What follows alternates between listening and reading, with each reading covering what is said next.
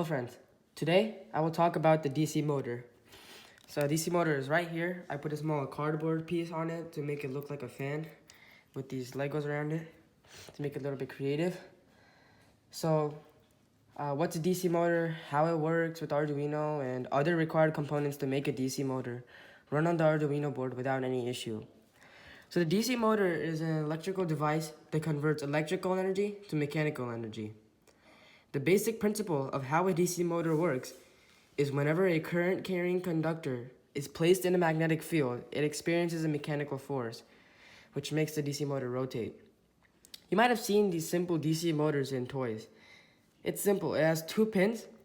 One is for the ground, which is right here, the white cable. That's for the ground, and the red one, which is for the power.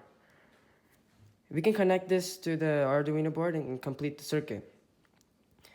If we just connect these two to the board, it will work without us doing any program, but we are not going to do that. So the DC motor is likely to draw more power from the Arduino board, so this might damage the board. So in order to prevent this, we use a transistor. This is the transistor right here. It has 3 pins. One's the collector, one's the emitter, and one's the base. The current flows from the collector to the emitter, and the base pin limits the power that's flowing through the circuit. So that's why we use a transistor. And another thing is that we want the current to flow in one direction. So in that case, we use a diode. This right here is the diode. So the diode makes the current flow in one direction, and it shorts out any reverse current.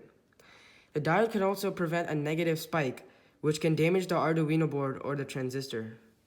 So that's why we need to use a diode when making a DC motor. To be a little creative and make it more interesting, we added a potentiometer.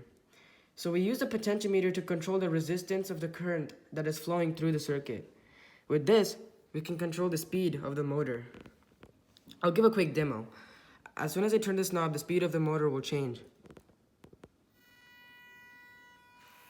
So right now it's at a low speed, but as soon as I keep turning it, the speed's gonna increase. See, the speed of the motor is increasing. And so like this is like the max point. Now you can see the speed of the motor decreasing as soon as I turn the knob back.